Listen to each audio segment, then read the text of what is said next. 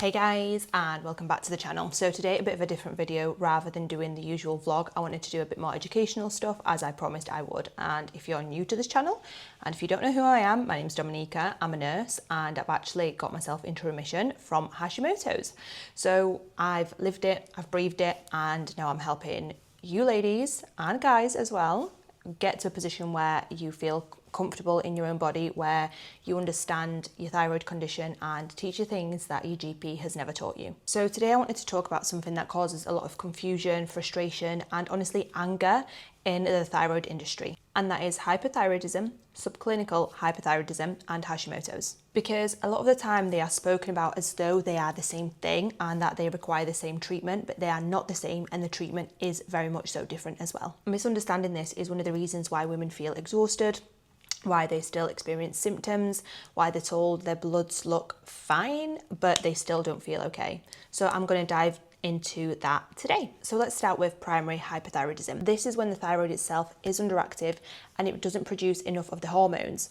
Now, those hormones are super important for your body and how it functions. So it'll affect things like metabolism, low mood, anxiety, cold hands and feet, bloating, fatigue, even when you get enough sleep, mood swings, and the list honestly just goes on. So how this will show up on bloods, you will see a low T4, a low to mid-range T3, and a very high TSH. And that is the picture that most people think of when they hear the word hypothyroidism, but here is where it gets really interesting. So let's look at subclinical hypothyroidism, because this one is heavily overlooked by the medical world. Now, what subclinical hypothyroidism means is that your TSH is slightly elevated, but your T4 looks normal on labs. And yes, you're right. This is when most of you get told that everything is okay. So your diagnosis gets pushed aside, and you'll get told things like, come back when it gets worse, let's see how things progress, let's retest in 3 to 6 months time, your bloods look okay, your thyroid is looking absolutely fine. But yourself, you don't feel normal, you don't feel okay, and deep down something's not quite right. Now, when it comes to subclinical hypothyroidism, you still get symptoms, but they are very much so subtle, so they're not as heavy. And this is why you might feel like you are in your own head and feel off, but it's not in your head. It is, honestly, trust me, your thyroid is starting to show you signs that things aren't right. So, struggling to lose weight, feeling like you are tired without any explanation, having low mood, and your GP saying, oh, you need to go on sertraline, you've got depression or anxiety.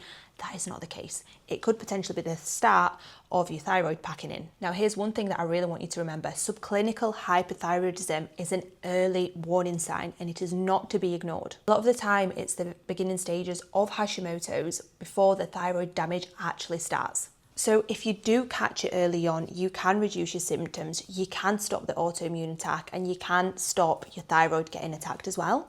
So this is why I'm always so on top of symptoms with clients, and I always say to them, even if it's a slight feeling that you get of feeling off, look into it, because it could potentially be early stages. Like, why are we waiting till things get really bad to then intervene? If we do that, you are putting yourself backwards. It's going to take you a lot longer to recover, right?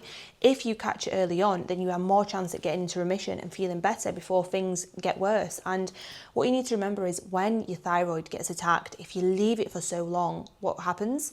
Potential thyroid cancer. You need half or all of your thyroid removed. So I'm not here to fearmonger people, but it's something that you really need to understand, that early signs are very important to be recognised. So when your GP says, let's retest in 6 months, they are just waiting for things to get worse.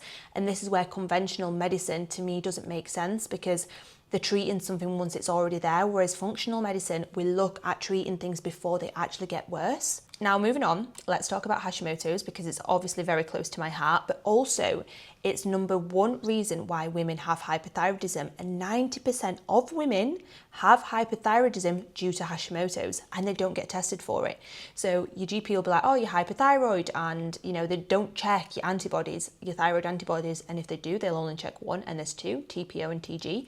Now, this is why it's really important, because Hashimoto's can start 5 to 10 years before it actually shows up on blood work. So Hashimoto's symptoms will start very early on. Then you'll have the autoimmune attack, so you'll see your antibodies raised, and then it will start attacking your thyroid. So if you can catch Hashimoto's early on, you can prevent from your thyroid getting attacked and destroyed. Obviously, this doesn't happen overnight. A Hashimoto's attack doesn't happen overnight, okay? It comes about in 3 stages, which I'm going to talk you through.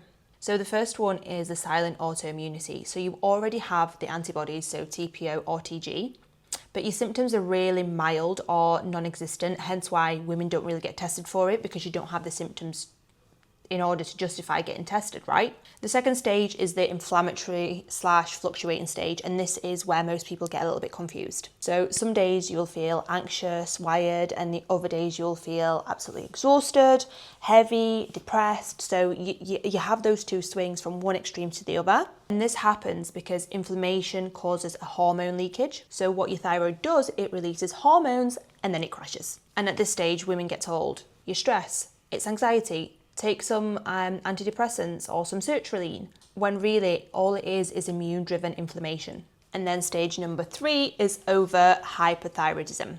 So this is when enough of your thyroid tissue has been damaged and your hormone levels just keep dropping.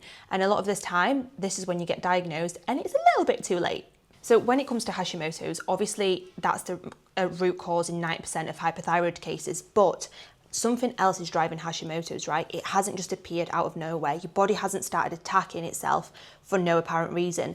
There are many different reasons this could happen, from stress to mycotoxins to EBV, gut issues, environmental factors. Honestly, the list just goes on, and it's very person dependent, and it could be an accumulation of things as well. This is exactly why 2 women can be on the same medication, but one feels normal and one does not. And just to clarify, levothyroxine does nothing for Hashimoto's, okay? Levothyroxine is a T4 hormone, which is only one of the hormones that your thyroid produces. Autoimmunity, Hashimoto's, is an autoimmune attack. So the T4 is going to do nothing for the autoimmune attack and your antibodies. And this is where the confusion comes in versus Hashimoto's and hypothyroidism, okay? Hashimoto's is an immune problem, whereas hypothyroidism is a thyroid hormone problem. If you go to the GP and you have Hashimoto's and you have hypothyroidism and you're on levothyroxine and they tell you that it's okay, you don't need to do anything different for your Hashimoto's, bull, beep, that's all I'm going to say. It is not true. They are not educated enough on this, and it really pisses me off, because at the end of the day, the medication is going to do nothing for you, okay? So challenge them on this. When it comes to Hashimoto's, obviously it's autoimmune, so we need to focus on calming the autoimmune response, the autoimmune attack, more so than anything, and getting down to the root cause, right? So this is kind of what I do with a lot of my clients. You know, I had Terry on board, and her antibodies were like 700, really high, and her doctor said no action required, basically, which is insane. She came to me, we dealt with it, and her antibodies started to come down. I'm seeing this so often with when clients come to me, they're like, you know, what the doctor said, there's no changes needed to be made. And obviously you're going to believe your doctor. Why would you not? They're in charge of your health, right? But I'm here to tell you otherwise, that is not right. So I hope this was really useful for you. If it resonates with you, obviously pop in any questions in the comments, message me on Instagram at definedbydom if you want. You can also visit my website, book in for a call. We can have a chat about what we can do for you to help you in that sense, because you shouldn't have to struggle and you shouldn't have to feel this way for the rest of your life. And if you leave things untreated, it's only going to get progressively worse over time. So this is not something to kind of be like, oh, you know, I've been like this for years, I'm just going to get on with it, because it will get worse and it could potentially lead to having your thyroid removed. And I'm not trying to scare you, I'm just being a realist here. For more educational videos and more vlogs, make sure to like, follow, subscribe, and I will also link in the description my website and my Instagram if you want to get in touch and have a chat. But other than that, have a wonderful day and I'll see you in the next video.